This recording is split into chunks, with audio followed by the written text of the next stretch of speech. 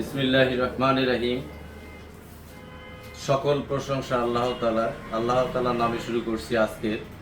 আমার বক্তব্য, আজকের বক্তব্য হচ্ছে, আজকের বক্তব্যের মূল উপপাদ্য হচ্ছে পৃথকীকরণ, অর্থাৎ ব্যক্তি মালিকানা সম্পত্তি হতে সরকারি সম্পত্তি যদি একত্রীকরণ থাকে, সেটার পৃথকীকরণ প্রসঙ্গে আমি আপনাদের সামনে আজকে বক্তব্য উপস্থাপন করছি। তো প্রথমেই বলবো, অনেকেই খাজনা দিতে গিয়ে, ইতিপূর্বে খাজনা কিন্তু দেওয়া হয়ে গেছে, তো ইদানিংয়ের যে ঘটনাগুলো সেটা হচ্ছে যে হঠাৎ করে স্থানীয় ভূমি কর্মকর্তা বা তহসিলদার আপনার খাজনা নিচ্ছেন না, বলছেন যে আসলে সরকারি স্বার্থের সাথে আপনার সম্পত্তি জড়িত আছে। তো তাহলে কি করতে হবে? আপনাকে পৃথককরণ নামক একটা নিয়ম আছে, সেই নিয়মটাই আপনাকে পালন করে পৃথককরণ আলাদাভাবে করতে হবে। তো আজকে যেটা বুঝাবো আমি, যে আজকের বিষয় সরকারি সম্পত্তি হতে ব্যক্তি মালিকানা সম্পত্তি পৃথককরণ কিভাবে আপনি করবেন। পৃথককরণ সেটার কিছু নিয়ম আছে।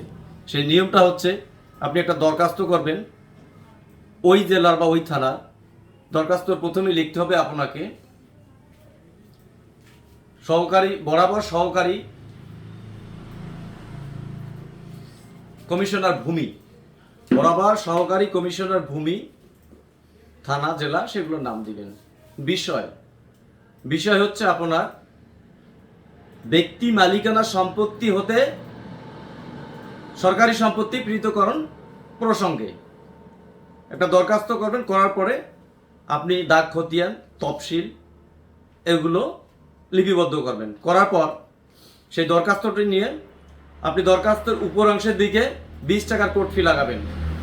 কোর্ট ফি লাগানোর পর সেটা জেলা প্রশাসকের কার্যালয় হেল্প ডেস্কে অথবা সরাসরি আপনি সহকারী কমিশনার ভূমি এর কার্যালয়ে জমা দিতে পারেন। জমা দেওয়ার সময় আপনি সেটা ফটোকপি করবেন। কোর্ট ফি লাগা দরখাস্তটা ফটোকপি করলে আপনি একটা যে রিসিভ করবে সেখানকার পেশকার বা নাজির, যে নারে রিসিভ করেন না কেন, এটা স্মারক নাম্বার দিয়ে আপনাকে একটা রিসিভ কপি দিয়ে দেবে। সেটা আপনি, যদি আপনাকে বলে যে আপনি এটা তহসিল অফিসে প্রেরণ করেন, তাহলে আপনি মাশাআল্লাহ, খুব ভালো কথা, তহসিল অফিসে প্রেরণ করলেন, আপনার দরখাস্তর কার্যক্রম তাড়াতাড়ি শুরু হয়ে গেল। অথবা যদি বলে যে অফিসিয়াল ভাবেই ম্যানুয়াল মেনেই আপনার দরখাস্তটা স্থানীয় ভূমি কর্মকর্তা তহসিলদারের কাছে প্রেরণ করা হবে, সেও ভালো কথা।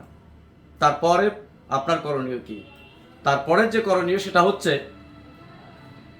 আপনি তহসিল অফিসে একটু খোঁজ খবর নেবেন যে আমার এই পৃথককরণের কাজটি কবে নাগাদ থেকে শুরু করবেন।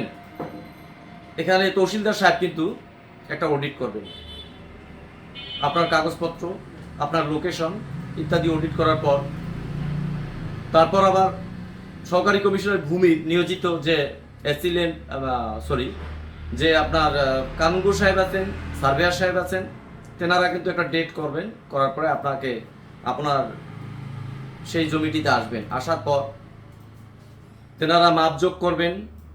করার পর সব কিছু নিয়ম মেনে আপনার কাগজপত্র দেখবেন যে আপনি কি কি শর্তাবলী জমি ভোগ করিতেছেন, কেনই বা আপনার মালিক সরকারি স্বার্থ জড়ায় গেল, কতটুকুন গেল, তারা সেটা সার্ভেয়ার সাহেব মাপযোগ করার পর একটা প্যান্টাগ্রাফ তৈরি করবেন। প্যান্টাগ্রাফের ভাষাটা কিন্তু আপনার বুঝবেন না, এটা সত্যিকার সার্ভেয়ার সাহেবই বুঝবে। তার এটা সার্ভের একটা অংশ, এটা তৈরি করে তিনি সহকারী কমিশনার ভূমিকে একটা রিপোর্ট করবেন। করার পর তহসিলদার সাহেব যদি মনে করেন করতে হবে, মনে করার কিছু নাই, মিসকেস একটা তৈরি করবেন। এর উপরে মিসকেস তৈরি করে আপনার হিয়ারিং ডেটগুলো পড়বে। সেই ডেটে আপনি অবশ্যই সেখানে উপস্থিত থাকবেন। আপনার উপস্থাপন যদি আপনি নিজেই করতে পারেন সে ভালো কথা, না করতে পারলে আপনাকে কি করতে হবে? একজন লয়ারের পরামর্শ নিতে হবে, তাকে পক্ষ সমর্থনের জন্য আপনার পক্ষে তাকে নিয়োগ দিতে হবে। এভাবেই 2-3 ডেট শেষ হওয়ার পর আসলে কাজ, এই পৃথককরণ কিন্তু আমাদের একটা মারাত্মক ব্যাধি হয়ে দাঁড়িয়েছে। অনেক লোকের, বিশেষ করে পৃথককরণ সে জায়গাগুলোতে হয়, বিশেষ করে পানি নিষ্কাশনের সিটি কর্পোরেশন, পৌরসভা ইত্যাদির পানি নিষ্কাশনের ড্রেনগুলো, তার পাশ দিয়ে যদি আপনার জমি থাকে, এই জায়গাগুলোতে আসলে আমরা দেখেছি যে এই সমস্যাগুলো বেশি বিরাজ করে এবং ব্যক্তি মালিকানার সাথে সরকারি সম্পত্তি সেখানে জড়ায়ে গেছে। তো পরবর্তীতে আপনাকে সেই কমিশনার সাহেব, সহকারী কমিশনার ভূমি, তিনি আপনার সব কিছু সমাধান দিবেন ইনশাল্লাহ। আশা করি আপনারা আমার আজকের এই পৃথককরণের বক্তব্য থেকে অনেক কিছু বুঝতে পারবেন এবং নিজেরাই দরখাস্ত করতে পারবেন। যদি দরখাস্ত করতে পারেন সে অনেক ভালো কথা। তো আজকের মধ্যে বক্তব্য এখানেই আমার শেষ। আসসালামু আলাইকুম, সবাইকে অভিনন্দন জানিয়ে আমি আমার বক্তব্য শেষ করছি। পৃথককরণ প্রসঙ্গ আজকের মতো এখানে সমাপ্তি ঘোষণা করছি।